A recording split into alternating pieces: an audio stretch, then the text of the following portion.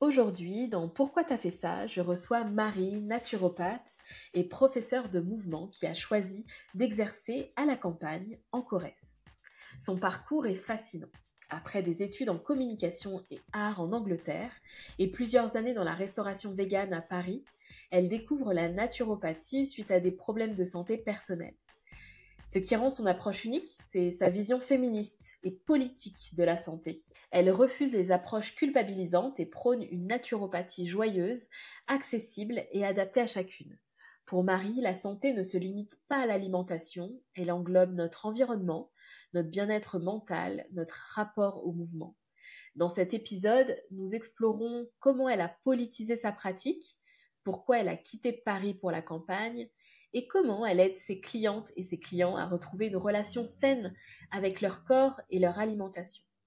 Une conversation riche qui nous invite à repenser notre rapport à la santé dans une société qui nous pousse souvent à l'isolement et à l'hyper-indépendance. Je vous laisse avec Marie. Bonjour Marie, Salut Jade, bienvenue dans le podcast Pourquoi t'as fait ça? On merci est dans une beaucoup. saison un peu particulière puisque c'est une saison sur la thématique de l'inclusion et de la diversité. Je reçois du coup plusieurs invités sur cette thématique-là.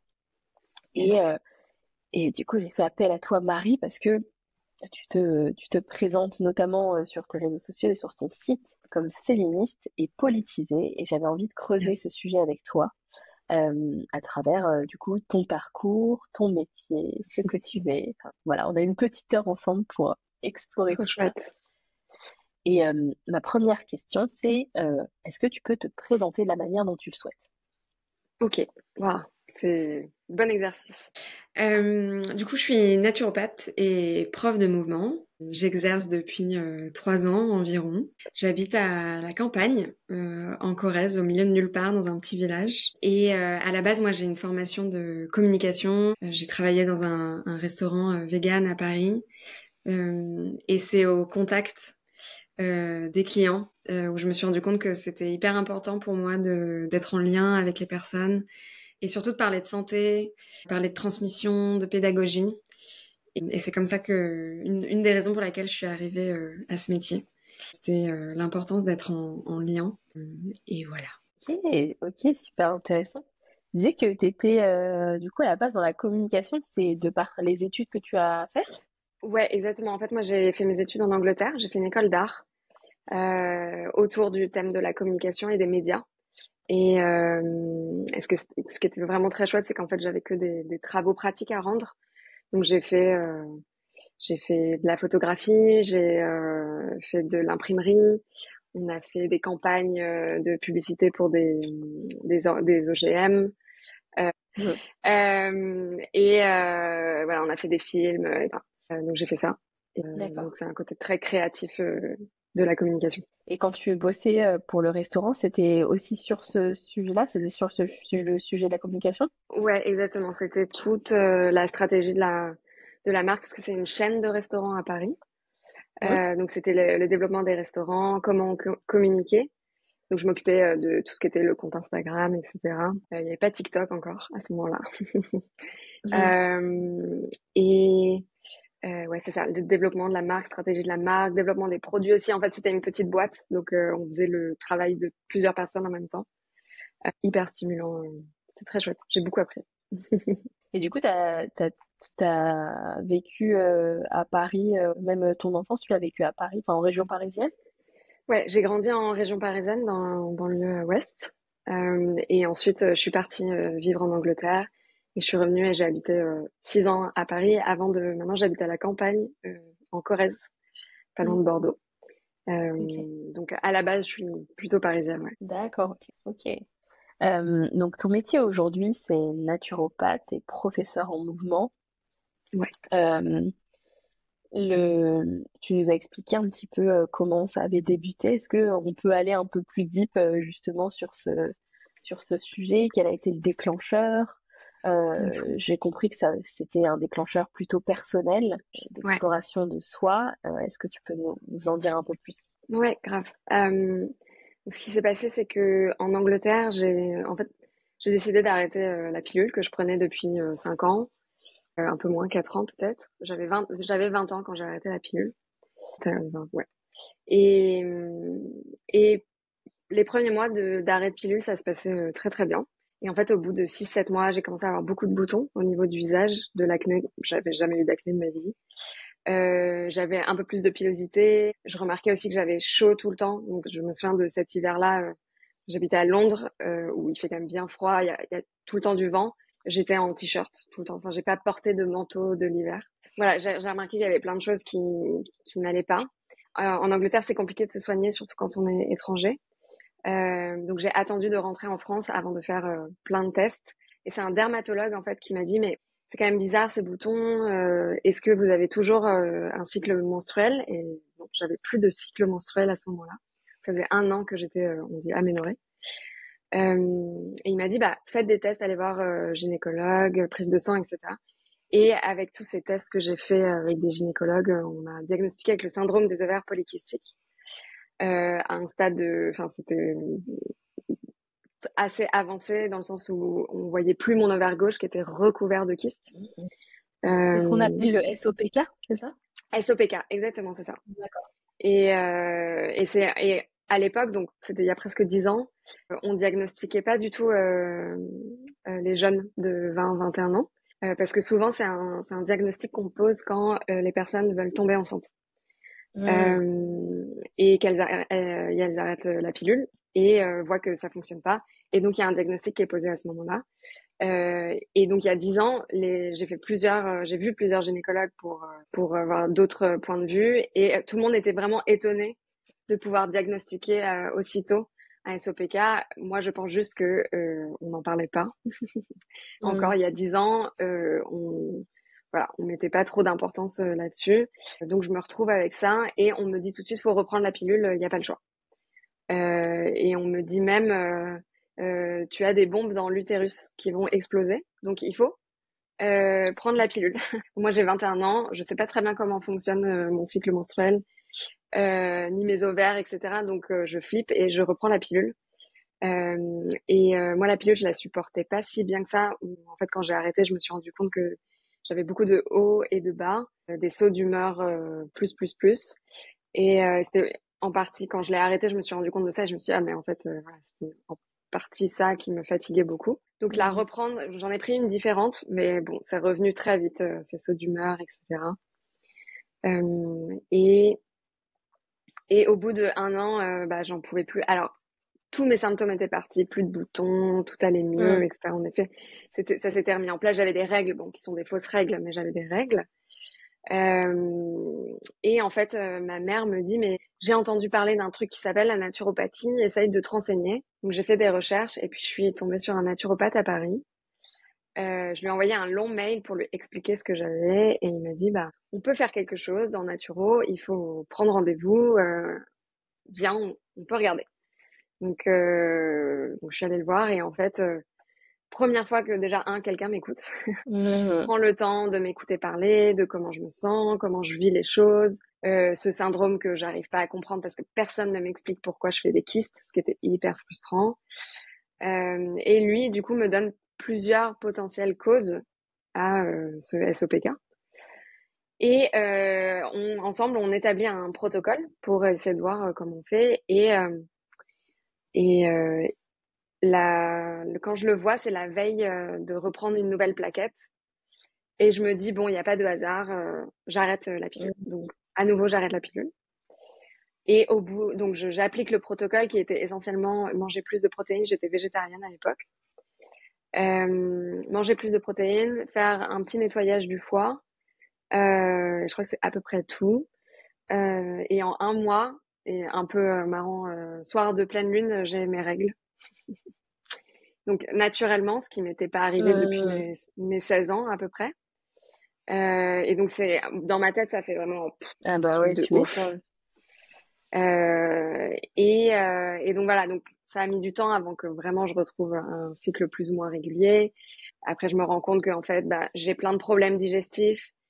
Mais comme on nous répète que c'est normal d'avoir mal au ventre parce que tout le monde a mal au ventre, on met pas beaucoup d'intention là-dessus, d'attention. Et donc voilà, au fur et à mesure de ce cheminement avec l'aide du naturopathe, je me rends compte qu'en fait, j'ai beaucoup de déséquilibres qui en partie expliquent le SOPK, mais qui me montre aussi que en fait je suis une personne très stressée, que je contrôle énormément mon alimentation et pas de façon très saine, euh, et et que en fait mon mode de vie actuel me convient pas tellement. Donc voilà, ça met en lumière pas mal de choses.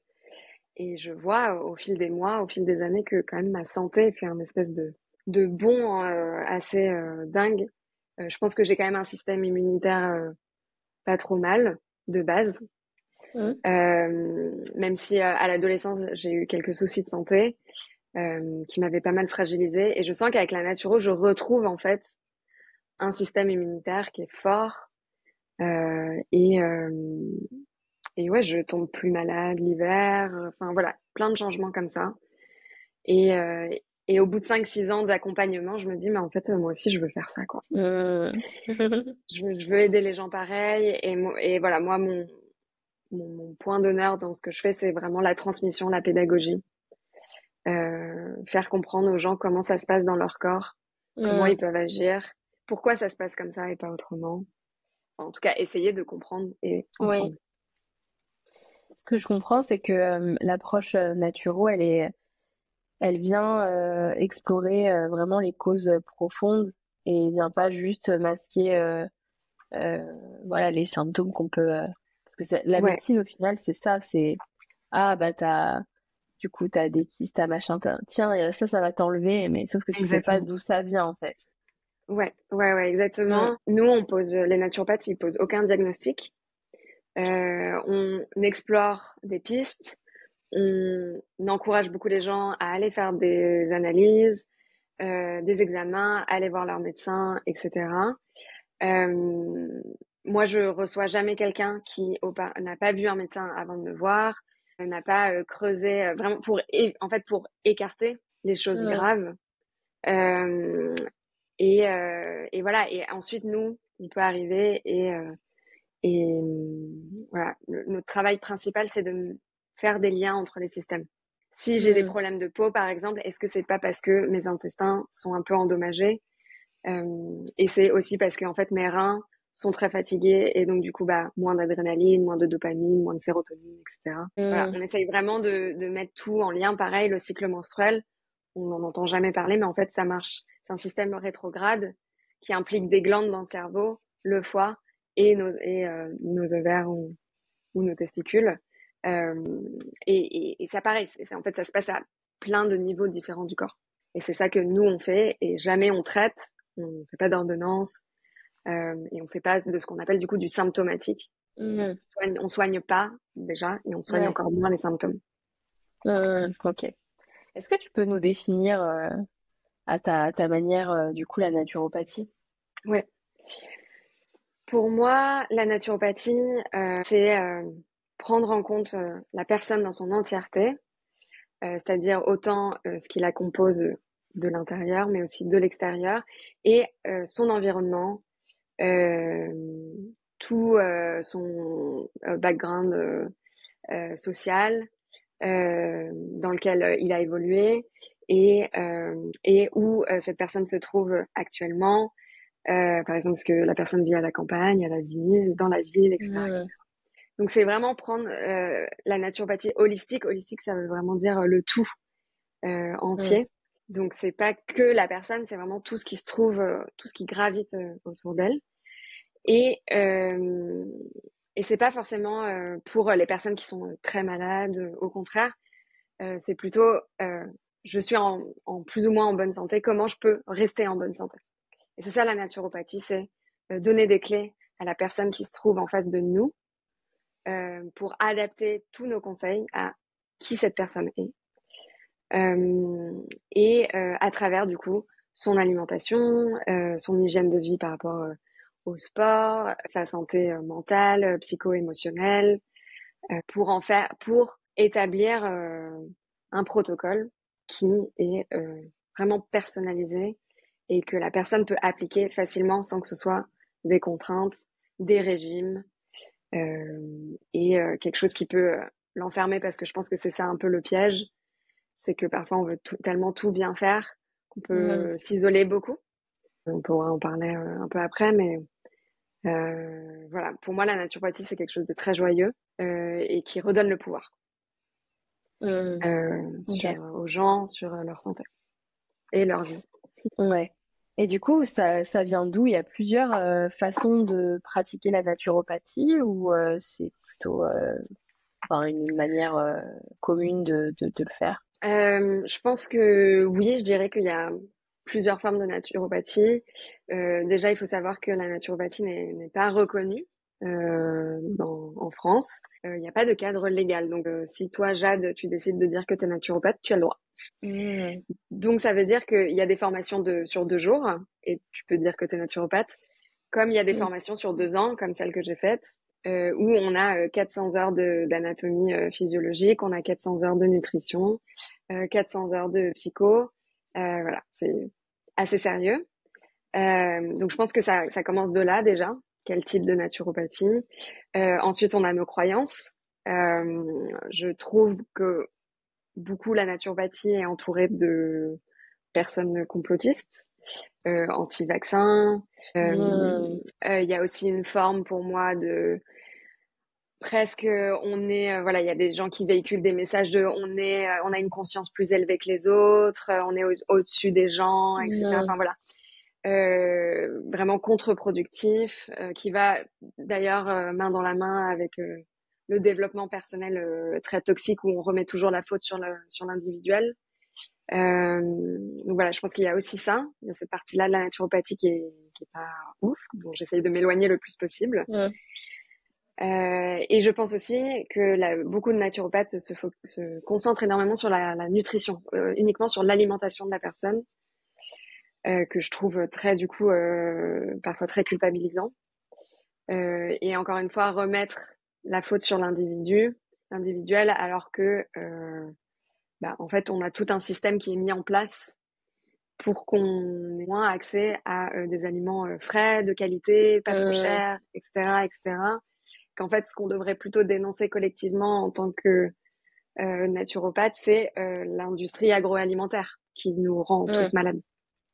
Et je pense que voilà, on a un peu perdu l'objectif, à mon sens, de ce qu'on devrait faire. Et c'est pour ça que j'ai politisé ma pratique aussi.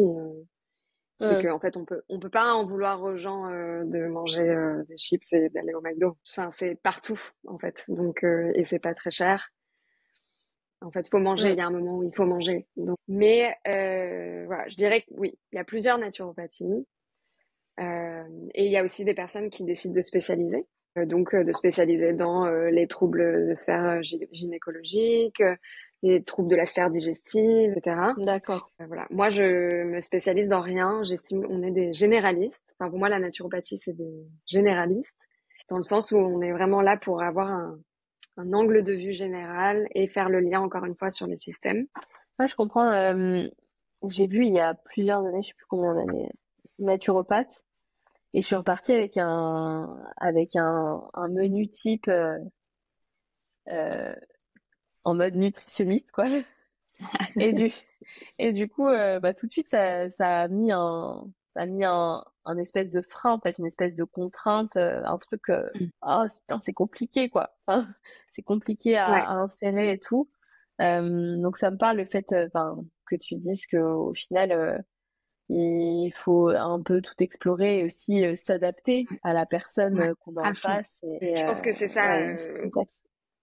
Je pense que c'est ça qu'on a vraiment oublié en fait. C'est parce que nous en cours, on nous donne voilà les grands principes, etc. Ce que les personnes devraient manger pour être en bonne santé, ce qui est pas faux du tout.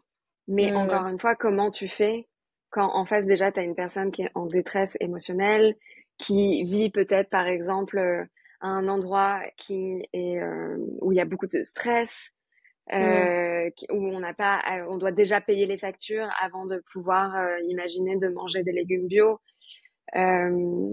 Et en fait, parfois, et je pense que je l'ai fait au début de ma pratique, hein, de bêtement dire vous digérez pas très bien, bah peut-être manger un peu moins de gluten. Bah oui, mais je mange quoi à la place? Enfin, donc, Mm. et c'est sûr que ça demande un peu plus d'efforts, mais je crois que c'est essentiel en fait, et c'est ce que je répète beaucoup aussi à mes clients, c'est que c'est autant important de ok manger des légumes etc mais que en fait d'être dans un environnement qui nous fait du bien, d'avoir une connexion avec la nature, de pouvoir se déconnecter de l'ordinateur de temps en temps. Pour moi, c'est aussi fort que d'avoir une bonne alimentation, en fait. Et ça aussi, on a tendance à... Les naturopathes sont obsédés par la bouffe. Voilà, c'est clair et net. Je pense qu'on va tout résoudre. Et en fait, bon, moi, il y a certaines séances, je ne parle même plus d'alimentation, finalement. D'accord. Ouais. Je vois, au tout début de l'interview, tu nous disais que tu avais fait du coup des études plutôt de com, etc., Ouais. d'art. Le fait de ne pas avoir fait des études qui tournent autour de la science, de l'humain, de la santé, etc., tu penses que ça a été un plus pour toi dans cette formation naturopathie, ou c'était où ça t'a manqué et tu as dû combler des lacunes des plus dures, Ouais. quoi. Non, je pense que ça m'aide tous les jours d'avoir cette formation en plus de communication. Bon, déjà en tant que freelance, pour pouvoir me faire connaître, communiquer sur les réseaux. J'ai quand même une facilité avec ces outils-là. Je sais me vendre, entre guillemets. Donc, non, c'est sûr que c'est une facilité. Je pense que j'ai en plus une sensibilité pour l'image, enfin voilà, ce qui me semble attractif pour les gens, etc. Donc non, je suis vraiment très contente de mon parcours et heureusement en fait. Enfin vraiment, je sais pas ce que je ferais sans avoir la communication derrière. Et tu penses que, je me dis, imaginons que tu avais eu, tu vois, des formations plus orientées santé, ça aurait été peut-être dur dans le sens où tu aurais dû déconstruire des choses qui vont à l'encontre de la naturopathie. Alors que là, le fait que t'aies pas eu tout ça, et que ce soit par l'expérience que t'aies remarqué des choses, peut-être, enfin, je fais une supposition, tu me dis si ça a du Oui, sens.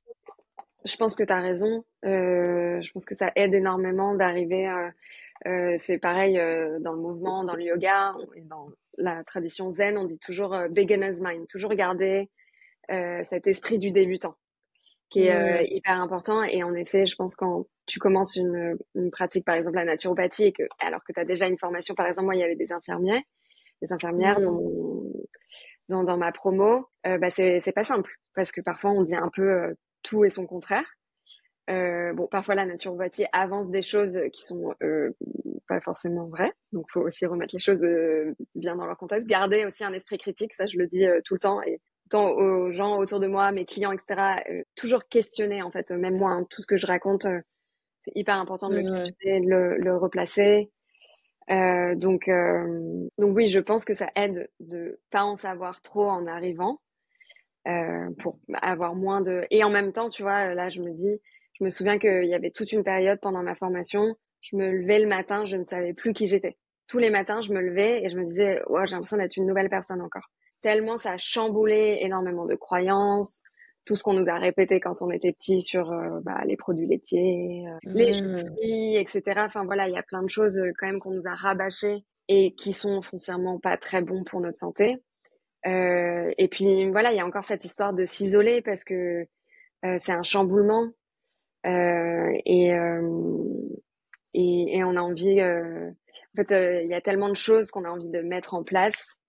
Et bah pareil, en fait, ça peut nous isoler de notre famille, de nos amis, parce qu'ils comprennent pas trop notre projet, etc. Enfin, moi, je sais que à ce moment-là, mon entourage a énormément changé. Donc c'est un chamboulement, ouais. Ah, ça le tue. Ouais, grave. Du coup, je voulais revenir sur quelque chose que tu as dit par rapport à ta pratique. Donc là, tu as fait 2 ans de formation. Fait 2 ans de formation. Ta pratique, tu nous disais qu'elle avait sûrement évolué. Est-ce que tu peux nous dire comment tu t'es sentie au début, quand tu as commencé à faire des consultations, peut-être nous donner aussi des exemples de ce que tu apportes aux gens, quelles problématiques étaient mises sur la table, etc. On est du concret, après avoir eu la définition naturopathique, on est du concret sur tout ça. Trop bien. L'école que j'ai faite nous prépare vraiment à faire des consultations. Donc, même avant d'avoir fini l'école, 6 mois avant la fin de la formation, je me sentais déjà prête en fait à recevoir des personnes, etc. Ça, c'est vraiment le bon point. Et en fait, du coup, très vite, j'ai trouvé un cabinet pluridisciplinaire. Donc, j'étais avec d'autres personnes dans un cabinet. Il y avait des infirmiers, il y avait une psychologue, il y avait une ostéopathe, une podologue. Donc déjà, c'était très chouette de se retrouver avec un groupe de professionnels de santé et de se sentir accepté aussi et valorisé beaucoup. Et du coup, je me sentais hyper confiante. Et dans ma tête, c'était vraiment en mode ah, je vais avoir plein de clients, ça va être super, j'ai trop hâte de commencer, etc. Et là, je me suis pris un peu le première claque de l'entrepreneuriat de en fait non, les gens ne tombent pas du ciel.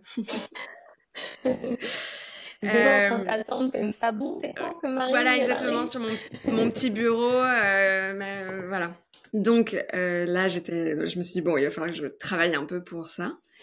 Mais bon voilà, quand même rapidement le bouche à oreille s'est fait, donc c'était chouette. Et j'ai eu, alors donc c'est à Paris quand j'avais mon cabinet à Paris au début, beaucoup de jeunes femmes, 25, 35 ans, beaucoup de problèmes digestifs, beaucoup de stress par rapport à l'alimentation. Ça, je sais, il faut pas manger parce que c'est pas bien. Ça, je mange pas assez, il faudrait que j'en mange plus. Ça, je sais, c'est pas bien, mais je le fais quand même. Donc beaucoup de culpabilité aussi. Qu'est-ce que j'avais d'autre ouais, problème de sommeil, des choses comme ça. J'ai eu une personne dont je me souviens très très bien, qui était vraiment en pleine forme et elle m'a dit je suis en pleine forme, je veux rester en pleine forme, comment je fais? Et vraiment, je me souviens de lui dire, mais merci de venir, c'est vraiment cool. Et donc, on avait une très chouette consultation. C'était une personne qui venait du Sénégal et qui vivait en France. Et je lui ai dit, il faut que tu prennes de la vitamine D toute l'année. Toute l'année. Il va te manquer du soleil. Il te faut de la vitamine D. Et je crois que c'est à peu près le seul conseil que je lui ai donné. Oui, moi aussi, on m'en prescrit tout le temps. Exactement. Donc voilà. Mais oui, c'était voilà le début vraiment très joyeux, difficile parce que bon, on sait pas trop quand est-ce qu'on va avoir des rendez-vous, etc. Mais très joyeux aussi de pouvoir être en contact avec les personnes. Je ressens encore ça, mais je suis très reconnaissante de ce que me partagent les gens qui viennent me voir. J'ai la chance d'avoir que des gens vraiment très cool en consultation, gentils, enfin vraiment, je peux pas rêver mieux dans ma pratique. Et voilà, et je pense qu'au début, et c'est normal, je me rattachais beaucoup à mes cours et donc j'appliquais voilà un peu à la lettre. Donc par exemple, nous les naturopathes, ce qu'on fait à la fin d'un rendez-vous, c'est qu'on donne ce qu'on appelle un PHV, un plan d'hygiène vitale, avec toutes nos recommandations. Et moi, dans ma tête, j'étais en mode, ok, je vais tout donner, comme ça la personne, elle va être au max de sa life, et ça va être super. Et donc, en fait, j'envoyais des trucs, des tonnes de pages, 10 pages peut-être parfois, de recommandations d'alimentation, de sport, de choses pour se détendre, etc. Et tout en pensant faire bien, en fait, parce que moi, je me disais, ah, mais comme ça, les personnes, elles vont être contentes, ça va bien se passer, etc. Et en fait, hyper reconnaissante de cette personne qui m'a envoyé un mail, je pense presque un an après m'avoir consultée, et qui m'a dit, en fait, j'ai quasiment plus rien appliqué parce que c'était trop. Et j'osais pas revenir te voir parce que je culpabilisais de ne pas réussir à faire ce que tu m'avais donné. Et là, je me suis dit, bah déjà, merci de me dire ça parce qu'en fait, je pense que ça m'a fait gagner 5 ans à peu près dans ma pratique. Et je pense que je projetais en fait ce que je voulais pour les gens, mais que c'est pas ça dont ils avaient besoin finalement. Tu voulais faire au mieux en fait. Exactement. Et puis aussi, je pense derrière un peu de croyance de il faut que je fasse plus parce que sinon les gens ils vont penser que je fais pas assez, etc. Enfin, voilà, des trucs que moi je bosse à côté en fait, qui me regardent finalement. Et du coup, on a fait. Du coup, je l'ai énormément remercié. Et maintenant, donc par exemple, des trucs qui ont évolué dans ma pratique, c'est que j'envoie plus un PDF. Je mets dans un mail direct et je me limite à 3 ou 4 choses et c'est tout. Et bah déjà ça change tout pour la personne, et ce qui est super pour moi aussi, c'est que du coup les personnes reviennent plusieurs fois, donc il y a un vrai suivi.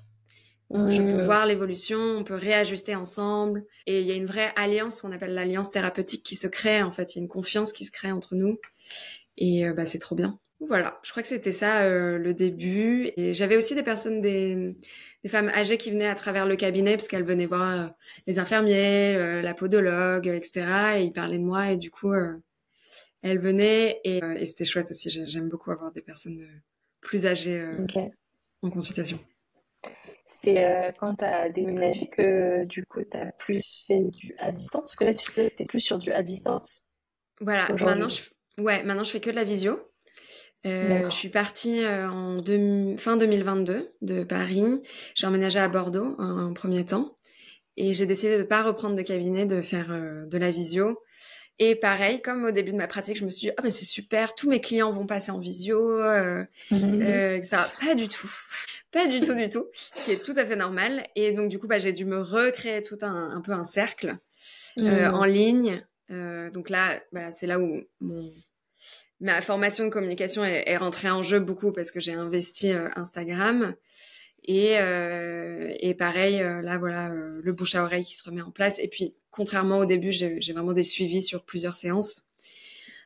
Donc, ouais, de la visio. Et maintenant, en Corrèze aussi, je fais de la visio, mais je réfléchis à vraiment m'installer en présentiel. D'accord, ok. Ouais. Ok. Tu parles du féminisme que tu mets dans ta pratique. Ouais. Est-ce que tu peux nous dire en quoi ça impacte ta Ouais. pratique de naturopathie? Moi, c'est déjà, je l'ai vécu quand j'ai eu mon diagnostic du SOPK. Personne m'écoutait, personne prenait en compte ma détresse, et que je rencontre ce naturopathe qui me montre en fait que ce que je ressens est légitime, mes questionnements sont légitimes. Et ça faisait un moment déjà 3-4 ans que j'avais un peu eu un éveil féministe, disons. Et je me suis dit, il y a quelque chose à faire. Enfin, en fait, il y a un vrai sujet de la santé des femmes, la santé des personnes sexisées, qu'on ne prend pas en compte, qu'on minimise beaucoup. On minimise les douleurs des personnes sexisées. Et en fait, pour moi, c'est devenu une évidence d'associer les deux. Dans ma promo de Naturo, j'étais vraiment la féministe de service. Et ce qu'il faut savoir dans les études de naturopathie, c'est que c'est très existentialiste, dans le sens où les femmes sont comme ça, les hommes ils sont comme ça, et la biologie féminine, et la biologie masculine, et ça c'est une énergie féminine, et ça, voilà. Ce qui m'insupporte, parce que c'est une vision très binaire du genre et de notre corps, et ça me convient absolument pas. Donc quand je suis sortie de mes études, pour moi c'était une évidence que j'allais faire de la naturopathie avec un angle féministe. Ça a mis du temps avant que je l'assume vraiment, parce que je me suis dit, ah mais je vais perdre des clients, machin. Et en fait, c'est pas vrai. J'attire plutôt des personnes qui sont alignées avec moi, donc c'est encore mieux. Et voilà, et de dire aussi, en fait, on vit dans un système patriarcal qui fait défaut à tout le monde, qu'importe le genre, et que ça a un impact sur notre santé. Donc, se prendre des regards dégueulasses dans la rue, en fait, ça crée du stress, donc ça peut créer des problèmes digestifs. Les violences qu'on a pu subir enfant, ça existe dans notre vie d'adulte. Et c'est pas notre faute. En fait, si j'ai mal au ventre tous les matins, c'est pas de ma faute si j'ai des insomnies. En fait, c'est bien plus complexe que j'ai pas mangé assez de sardines et donc du coup j'ai pas assez de mélatonine. Enfin, voilà. Et c'est un peu aussi pour sortir de ce truc de l'alimentation à tout prix. Et en fait, se rendre compte qu'il y a un monde autour de nous qui ne veut pas notre bien. Enfin, le système ne veut pas que les gens soient en bonne santé. Donc, parce qu'il y a derrière les labos pharmaceutiques, etc. C'est mon tout petit côté complotiste. Mais que, voilà, qui est quand même bien réel. Et on est d'accord. voilà, les lobbies, ça existe. Et puis sans parler du labo pharmaceutique, l'agro-industriel est responsable de tout ce qu'on appelle les maladies de civilisation. C'est des maladies qui sont apparues il y a environ 70 ans, qui n'existaient pas avant, type le diabète, le cholestérol, Alzheimer, Parkinson. C'est vraiment dû en fait au changement de notre alimentation qui a changé du tout au tout, en fait, en 70 ans. Or, notre corps est toujours branché il y a 10 000 ans à peu près. Donc, le blé qu'on consomme actuellement ne convient pas du tout à celui que notre corps connaît. Et c'est tout bête, mais le blé actuel qu'on produit a 42 chromosomes. Le blé qu'on mange il y a longtemps, le blé ancien, a environ 20 chromosomes. Donc, il a tellement été transformé qu'en fait, c'est pas le gluten le problème, c'est le blé qu'on a transformé. D'accord. Et en fait, voilà, je trouve que quand on remet les choses à leur place et on fait les liens, en fait, le féminisme, le militantisme, et ça a du sens en fait dans la pratique. Et pour moi, c'est hyper important de remettre ça dans la conversation, comme si on faisait un pas en arrière pour mieux voir autour de nous. Ouais, d'avoir une vision plus globale, etc. Ouais, sortir de l'individuel. Là, on parle à un moment où on est à 3 jours du premier tour des législatives. On parle que de ça en consultation, en fait. Parce qu'on est tous très anxieux, on sait pas ce qui va se passer. Et oui, enfin moi je le vois, hein, chez moi, je mange beaucoup plus de desserts, j'ai envie de sucre. En fait, j'ai envie d'être réconfortée parce que j'ai peur. Et l'alimentation, c'est très bien pour faire ça. Et ça aussi, de le remarquer. Parce qu'une personne en face va me dire mais j'ai pas du tout réussi à pas manger de sucre, etc. Mais en fait c'est normal, c'est tellement dur ce qu'on vit collectivement. On a besoin de trouver du réconfort là où on peut, et en fait si on aime la mousse au chocolat, let's go, enfin voilà, c'est pas grave, hein. C'est vrai que le dernier post que tu as fait sur l'émotion sous politique, ouais. Je trouve qu'il a été super intéressant parce que on essaie de rentrer dans un espèce de rationnel, alors que on voit bien que toute cette campagne est tout sauf rationnelle. Il y a rien de rationnel dans ce qu'on vit. Ouais. Il y a rien de rationnel sur ce qu'on vit, sur ce qui se passe en Palestine. Enfin, en fait, on peut vraiment faire le lien avec tout, et ça a un impact énorme sur notre santé, et même à des niveaux de conscience qu'on n'a pas, en fait, inconsciemment. En fait, on digère toutes ces informations. Et forcément, ça se répercute quelque part. Vraiment super intéressant de voir comment tu as pu mettre, tu vois, ta pratique et ton domaine pro en perspective par rapport à ça. Et du coup, c'est là où aussi on comprend ta contribution à tout ça via le soin, via l'accompagnement, la pédagogie, etc. Donc, c'est super intéressant. On a parlé de la partie naturopathie, mais il y a aussi la partie mouvement, yoga. Ouais. Ça, c'est quelque chose que vous avez déjà avant, ou c'est venu avec la naturopathie? Ouais. Alors, du coup, j'ai habité à Londres pour mes études pendant 3 ans, en 2014, un truc comme ça. Enfin, voilà. Il y a 10 ans. Il y a 10 ans. Et en fait, à Londres, tout le monde fait du yoga. Et je me suis mise au yoga, comme tout le monde. Et j'ai découvert... j'ai adoré. Enfin, je suis vraiment tombée la tête dedans. J'ai adoré pratiquer le yoga. Et ça m'a sorti... Parce qu'à l'époque, je souffrais de troubles du comportement alimentaire. J'étais vraiment dedans. Et le yoga m'a un peu sorti la tête de ça en me disant « Wow, tu te traites vraiment très mal ». Et déjà, ça m'a permis de me reconnecter à mon corps, et de me dire qu'il y avait des choses qui allaient pas forcément très bien. Donc j'ai pratiqué pendant un moment, et puis 2 ans après être rentrée à Paris, je me suis décidée à faire un teacher training, donc une formation pour devenir prof de yoga. Et j'ai donné pas mal de cours privés.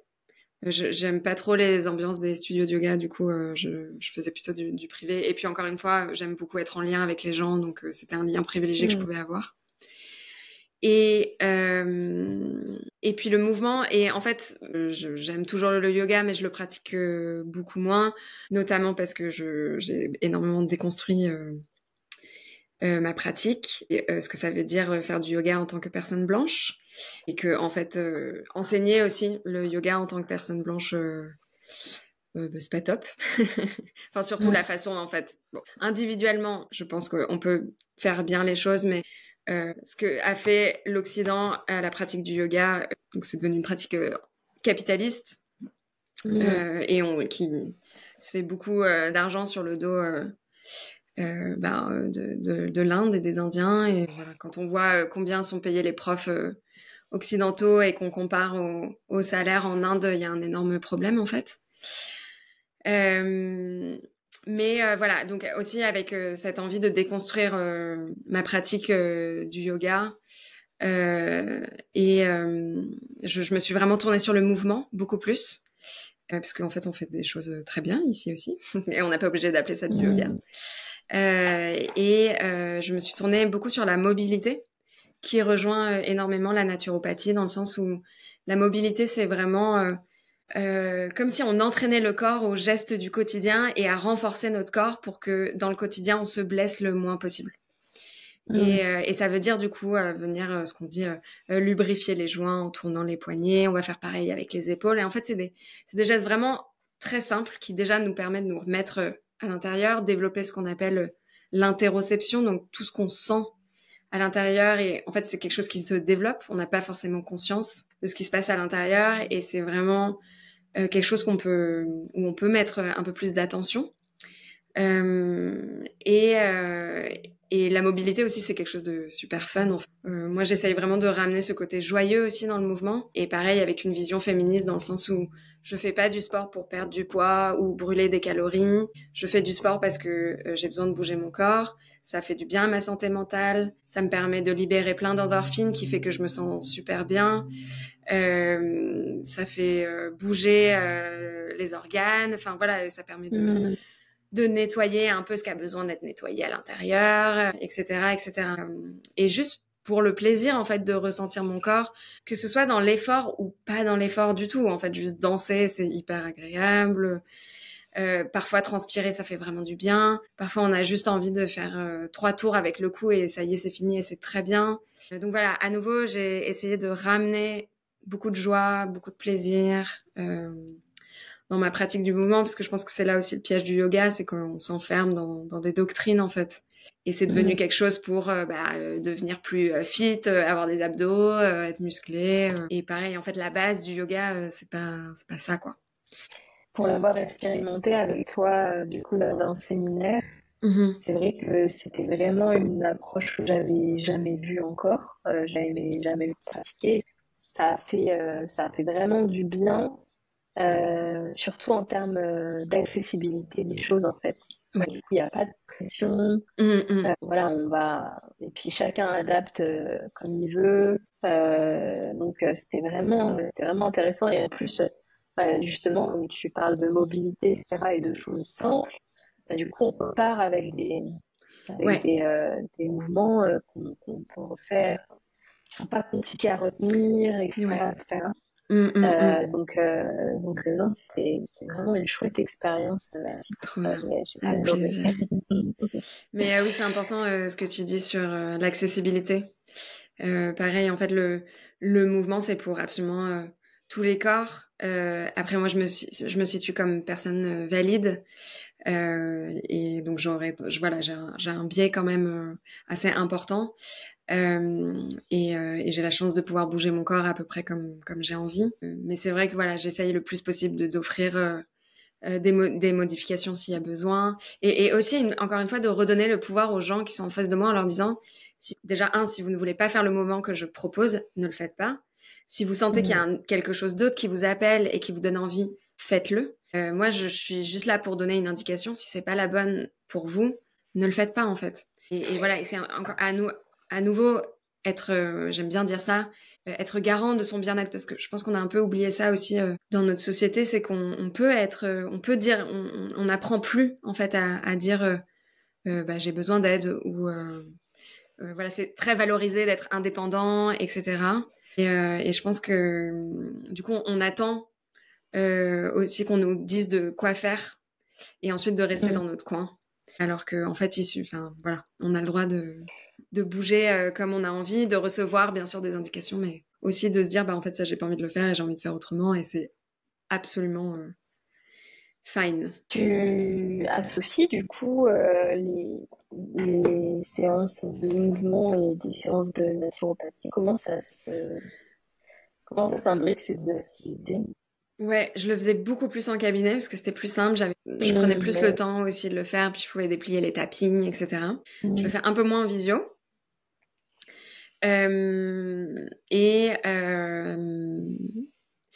Ouais, en consultation, ce que je fais, enfin, souvent, en fait, je vois quel genre de mouvement la personne aurait besoin de faire. Et en fait, je les écris. Soit je les écris voilà, dans ce que j'envoie par mail ensuite.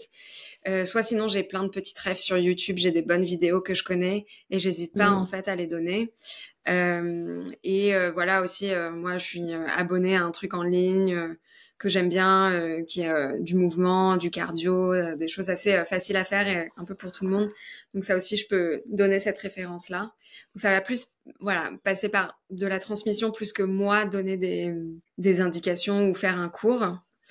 Et sinon, bah, là, par exemple, là, on est en train d'enregistrer, on est en juin, mais en juillet, je fais une retraite de yoga avec une amie qu'on anime. Et certainement, il y aura un peu de naturo là-dedans. D'accord, ok. Et quand est-ce que tu parles du coup des ressources que tu envoies et tout, est-ce que tu penses un jour faire ton propre programme en ligne, tes propres ressources que tu Ouais. enverrais à tes clients? C'est une excellente idée, je vais le noter. Oui, je pense que ça me traverse régulièrement l'esprit de mettre quelque chose en place, un programme. J'ai bien envie, en fait, là, j'avais l'intention de le faire en avril et puis finalement, bon, ça s'est pas fait, mais j'aimerais vraiment lancer des cycles, en fait, de mouvements avec un thème pour chaque mois, en fait, où se concentrer sur une partie du corps et une fois par semaine pendant un mois, on se concentre sur cette partie du corps. Et ça, j'ai très envie de le faire et je pense que ça va arriver, j'espère. J'aimerais bien d'ici la fin de l'année en lancer au moins un pour voir ce que ça donne. Mais oui, je pense que en fait, plus on pratique ensemble et dans la régularité, ça aide. Le mouvement apporte le mouvement. Et c'est vrai quand on n'a pas l'habitude de bouger et quand on commence, c'est terriblement douloureux. En plus, on a mal à des endroits où on n'a jamais mal normalement, donc ça peut être inquiétant. On peut se dire mince, je me suis blessée. Et en fait, très souvent, c'est quand même le corps qui juste se remet en place. Et donc voilà, il y a des courbatures, il peut y avoir des petites douleurs, mais en fait, plus on va continuer à bouger, plus en fait le corps va s'habituer, ça va lui faire du bien. Et en fait, il y a vraiment un truc qui s'opère, mais très rapidement, enfin vraiment au bout d'une semaine, c'est le corps qui réclame. C'est même plus parce que la tête au début est très impliquée en disant non mais il y a pas besoin, j'ai pas envie, j'ai pas envie. Et en fait, à un moment, voilà exactement. Et le corps prend très vite le relais en disant mais en fait ça fait trop du bien, j'ai trop besoin. Et ça facilite énormément la mise en mouvement. Et en fait, enfin, il suffit de commencer 5 minutes par jour. Et en fait, on remarque que progressivement, on augmente. Et il n'y a pas besoin de faire des séances de 1h30 tous les jours. Moi, je vois, je pense que il y a des jours, je fais 5 minutes, il y a des jours, je vais faire 25 minutes. Ça dépend aussi de notre énergie. Donc, voilà, c'est pas linéaire, quoi. Le corps a vraiment un seuil de tolérance par rapport au stress. Et on pense qu'on peut encaisser. Et en fait, oui, on peut encaisser jusqu'à un moment où, en fait, on craque. Et c'est vrai que le mouvement est quand même une meilleure chose pour évacuer tout ça. On est quand même très sédentaire. Même, enfin, voilà, moi je dis, parfois je vais bouger 30 minutes par jour. C'est tellement pas assez par rapport à ce qu'on devrait, en fait, finalement bouger. Donc voilà, déjà, c'est une victoire, en fait, si on arrive un tout petit peu à bouger. Mais ouais, c'est important de se dire, en fait, l'impact sur le corps qu'on imagine pas vraiment, enfin, qu'on a du mal à visualiser, en fait, jusqu'au moment où ça va très mal. Parce que, voilà, le corps, dans toute son intelligence, fait preuve d'une résilience incroyable et il s'adapte jusqu'au moment où, en fait, ça devient plus possible. Et on peut se faire vraiment mal. C'est clair. Là, j'aimerais bien aborder un peu les évolutions que tu vois, enfin, Ouais. ce que tu imagines dans les années qui arrivent pour ton évolution à toi, ce que tu as envie de faire, etc. Tu nous parlais par exemple de refaire du présentiel et de t'implanter du coup dans ta région. Est-ce que tu peux nous parler un peu de ce que tu imagines, de ce que tu aimerais faire Ouais. ta projection? Moi, j'ai vraiment l'intention cette année, et je dis cette année, on est déjà presque en juillet, c'est bientôt la fin de l'année. J'ai vraiment envie de retrouver un espace collectif, parce que je trouve que vraiment il y a principalement là où ça fait du sens d'être ensemble et de parler de santé ensemble, de se rendre compte qu'en fait, pour la personne qui est à côté de nous, on n'a pas du tout la même expérience qu'on fait de notre corps. Je pense que ça permet de développer beaucoup la compassion et la bienveillance. Donc j'ai vraiment envie de créer en fait des ateliers ou des moments de partage. À Paris, j'animais des cercles de parole aussi, et donc j'ai vraiment envie de refaire ça. Et donc, par exemple, voilà, un des ateliers principaux que j'ai vraiment envie de faire, c'est sur l'alimentation, pour démystifier en fait tout ce qu'on croit savoir sur l'alimentation, ce qu'on doit manger, ce qu'on doit pas manger, ce qui est bien, ce qui est pas bien, etc. Et en fait, essayer vraiment, c'est vraiment quelque chose que je répète beaucoup en consultation, enlever toutes ces valeurs de jugement qu'on a sur l'alimentation. On doit manger en fait. Enfin, il n'y a pas de carburant. Et bien sûr, il y a une question d'équilibre à avoir. Mais voilà, on vit quand même dans une société où on a accès beaucoup à de nourriture transformée. Je pense que, et c'est assez controversé ce que je vais dire, mais je pense que essayer de l'éviter à tout prix, c'est créer énormément de frustration. Et que c'est dans ces moments-là où en fait on peut vraiment tomber dans culpabiliser parce qu'on n'y arrive pas, parce qu'on se trouve nul, qu'on n'est pas capable de résister au paquet de gâteaux, etc. Et je pense que plus on essaye de se dire, en fait, oui, voilà, quand je vais au supermarché, il y a 3 rayons de gâteaux et de chips et tout, de dire, peut-être que ça fait un peu partie de mon alimentation, mais à côté de ça, j'ai tout le reste qui sait que ça va me nourrir et m'apporter les nutriments, etc. Mais voilà, en fait, pour moi, c'est important. J'évite vraiment la restriction. Et je le vois. Enfin, voilà, c'est quelque chose qui m'avait beaucoup marqué, mais quand on essaye de penser aux femmes présentes dans nos vies, est-ce qu'on connaît une seule femme qui n'est pas préoccupée par son poids, son alimentation? Moi, j'ai grandi avec des femmes qui étaient préoccupées par ça, et pas du tout pour pointer du doigt ma mère, ma grand-mère, mes tantes, mais pour montrer que c'est le cas de tout le monde en fait. C'est très rare de tomber sur une femme qui est vraiment à l'aise avec son poids, son alimentation, et ça marche, et ça marque tous les âges en fait. Et voilà, moi je vis dans une région où bon, c'est plutôt personnes âgées, mais il y a quand même des gens plus jeunes, et je me dis trop intéressant en fait de réunir et de parler de ça et de se dire en fait peut-être pour moi c'est aussi assez militant de dire en fait arrêtons de perdre notre temps sur notre alimentation et sur notre corps, mais allons en fait dénoncer les gens qui veulent qu'on se nourrisse mal. À voter des lois qui font que en fait on aura le droit à un panier de légumes gratuit toutes les semaines, au lieu de dire non mais c'est moi, j'ai pas pu résister au gâteau, et voilà, et c'est là où je trouve que mon travail a du sens, et politique et féministe et militant. Donc voilà, j'ai envie de retrouver un groupe, j'ai envie de retrouver de la collectivité beaucoup en présentiel, et pourquoi pas faire des consultations. J'ai la chance d'habiter dans une maison, donc j'aurai l'espace pour faire des consultations chez moi. Donc voilà, c'est un peu comme ça que j'imagine un peu le futur de mon activité. Ouais.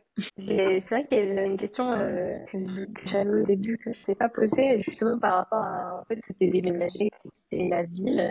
Ouais. Est-ce que du coup c'est lié aussi à ton activité, à la manière dont ta vision de vie a évolué, etc. Tout ça a pris sens naturellement? Quand j'habitais encore à Paris et que ça faisait 8 ans que j'étais dans la naturo, j'appliquais tout bien ce qu'il fallait, et que malgré tout j'étais quand même très stressée, très anxieuse. J'ai mis du temps à comprendre que en fait c'était mon environnement qui me convenait plus du tout. Et du coup là, maintenant j'ai la chance d'habiter à la campagne, dans la nature à perte de vue en face de moi. Et c'est vrai que mon niveau de stress et d'anxiété a vraiment baissé drastiquement, parce que moins de gens, parce que moins de bruit, moins de pollution. Donc mon corps quand même est moins en train d'essayer de survivre tous les jours finalement. Et aussi le métro parisien, ça, c'est vraiment le truc qui me manque le moins. Et donc, ça a eu voilà, je me rends compte à quel point, en fait, mon environnement a un impact sur ma santé. C'est ça aussi que maintenant je pousse beaucoup en consultation et qui peut être aussi très frustrant du coup parce que parfois je reçois des personnes et la solution c'est pas mieux manger et faire plus de sport, c'est changer de vie. Et en fait, on peut pas demander ça aux gens. Je pense d'avoir pu le faire, c'est vraiment pas le cas de la majorité des personnes. Et moi, j'ai la chance de le faire aussi parce que je n'ai pas d'enfant, j'avais pas de conjoint à l'époque. Enfin, voilà, ça fait que je dis ça, souvent ça comme ça. J'ai démissionné de ma vie en 30 minutes et 2 semaines après, j'avais quitté. Et c'est vraiment pas le cas de tout le monde. Donc c'est vrai que ça c'est difficile, ouais. Mais déjà de mettre de la conscience, ça aide beaucoup. Ça permet d'avoir une autre vision des choses et aussi de mettre des petits trucs en place pour essayer un peu de calmer les choses, quoi. Ouais, par rapport à son environnement. On arrive à la fin de la discussion. Est-ce qu'il y a un sujet que tu voulais aborder ou comme ça qu'on n'a pas évoqué? Je pense quelque chose que j'aimerais rajouter, c'est de pas rester seule avec ces troubles de santé, ces mots MAUX, et surtout de se rappeler, essayer de se dire que en fait on n'est pas tout seul dans ce qu'on vit et qu'on peut toujours trouver un groupe ou une personne qui vit la même chose et surtout de pas hésiter à demander de l'aide. Je pense que ça c'est voilà, on se dit non, ça sert à rien, je vais y arriver, etc. Et en fait, il y a un moment où en fait on peut pas tout seul. Et moi, c'est ça que je vois beaucoup en consultation, c'est une fois parce que c'est ça le plus dur en fait, c'est de prendre rendez-vous. Après ça, c'est quand même ça va. Mais voilà, c'est une fois que le lien a été créé, on peut commencer à aller déjà un peu mieux, mais voilà, de pas rester seul. Je crois et surtout en ce moment. Moi, je le vois les moments où je tourne beaucoup dans ma tête, où voilà, on imagine à quoi ça ressemble si on a un gouvernement d'extrême droite. Ouais, c'est dur de rester seul avec tout ça, et on en parlait un peu tout à l'heure. Oui, c'est heureusement qu'on a le groupe. Ouais. Donc là, il faut être dans le collectif à fond. C'est vrai que tu parlais de passer le pas de demander de l'aide. Je trouve que c'est un peu le grand mal de notre société. De vouloir un peu faire le super-héros tout seul, de tout affronter, etc. Alors qu'au final, si on s'entraide chacun les unes les autres, les uns les autres, on y arrive mieux tous ensemble. Ouais, à fond. Et aussi de rappeler que, et je l'applique à moi, mais l'hyper-indépendance, c'est un résultat d'un trauma, en fait. J'ai été tellement abîmée par quelque chose, une situation ou quelqu'un, que en fait maintenant je suis dans une hyper indépendance parce que j'ai trop peur en fait d'aller vers l'autre. Et voilà, c'est vrai que moi parfois je me rappelle ça et je me dis en fait ça ne vient pas de nulle part. Et aussi bon, on est dans une société qui divise, qui est là pour diviser les gens. Et ouais, et aller en fait, il y a aussi un truc complètement. Et surtout dans l'entrepreneuriat. Tu l'as fait toute seule. Mais c'est pas vrai. Bien. Et en plus c'est pas vrai parce que en fait tu l'as fait tout seul, ok, mais quand t'es allé au supermarché, il y avait quelqu'un qui a encaissé tes courses, il y a quelqu'un qui range les aliments et puis derrière ça il y a un agriculteur, une agricultrice en fait qui cultive les légumes. En fait tu l'as pas fait tout seul. Le système, il y a un système de soutien qui fait qu'à la fin c'est toi qu'on voit, mais en fait tout en dessous il y a plein de couches de personnes. Donc même ce mythe là de tu l'as fait tout seul, il est faux. C'est pas vrai. Et il y a pas longtemps là, c'est la semaine dernière, je crois, rendez-vous avec un client et qui a, en fait, dans ma newsletter, j'ai évoqué mon burn-out, etc., ce qui s'était passé et mes situations actuelles. Et du coup, il m'a dit, alors qu'on n'a pas une relation plus que le client, je ne connais pas plus que ça. Mais oui, je voulais dire un truc, mais pourquoi tu m'as pas demandé de l'aide? Et ça m'a trop touchée parce qu'au final, c'est vrai que au final, même autour de moi, des gens très proches, vu qu'il y a beaucoup d'individualisme, et ben ils n'ont pas forcément eu cette parole-là. Là, c'est quelqu'un qui est encore plus loin dont je ne m'attendais pas du tout à ce qu'ils me disent ça, et qu'ils me disent, et je me dis, mais alors là, mais il faudrait tellement remettre ça pour tous, en fait, ce soin, se dire ah ben, cette personne va pas bien, ou au moins ouvrir ses portes, en fait. Parce que là, il a ouvert une porte. Je sais que si, à un moment, je me sentirais pas bien, ou j'aurais quelque chose, etc., ben, je pense que j'aurais moins peur d'aller lui demander, parce que il l'a évoqué, il m'a ouvert une porte, et ça, c'est ultra précieux. Ouais. Et c'est ce dont je parlais aussi, être garant de son bien-être, et de dire, bah, en fait, là, j'ai besoin d'aide. Et je pense qu'on a tous besoin d'un peu réapprendre à faire ça aussi. Carrément, trop bien. On arrive aux 2 dernières questions du podcast. Yes. Je me rends compte que en off, d'habitude je préviens. Et là, je t'ai pas prévenu. Mais tu n'es pas la seule, hein, ça arrive plus. C'est ok. Alors, la première question, c'est est-ce que tu as, est-ce que tu as envie aussi de partager des ressources, quel que soit le format, en lien avec ce que tu as dit ou pas, quelque chose qui vient comme ça que tu veux partager aux auditeurs, aux auditrices. Ouais, à fond. J'ai beaucoup lu de livres sur en lien, je pense que ma porte d'entrée c'était le yoga et décoloniser ma pratique, et aussi avec ce qui se passe en Palestine, ça a ramené tout ça sur le devant de la scène. Et du coup j'ai 3 livres en tête qui moi ont vraiment permis de déjà de me rendre compte que je m'en étais déjà rendu compte, mais voilà, je suis blanche et donc j'ai une montagne de privilèges, et de me rappeler que en fait je n'ai pas du tout la même expérience qu'une personne racisée. Et donc ouais, ces 3 livres, il y en a un, c'est Fatima Wassak, pour une écologie pirate. Donc ça, c'est un livre que j'ai lu en 2023, et c'est une pépite. Décolonisons-nous de Frank Lao, du conte Décolonisons-nous. Donc ça, c'est vraiment un super bouquin. Et La charge raciale de Douce Dibondo. Pareil, de se rendre compte à quel point, en fait, en plus de la difficulté de vivre dans notre société en tant que personne racisée, il y a cette charge raciale qui existe. Et voilà, c'est un peu ce que je disais tout à l'heure aussi, quand on est dans le collectif, et de se rendre compte que la personne à côté de nous n'a pas la même expérience de la vie ou de son corps, etc. Et je pense que vraiment notre travail en tant que personne blanche, c'est vraiment d'arrêter de parler et d'écouter.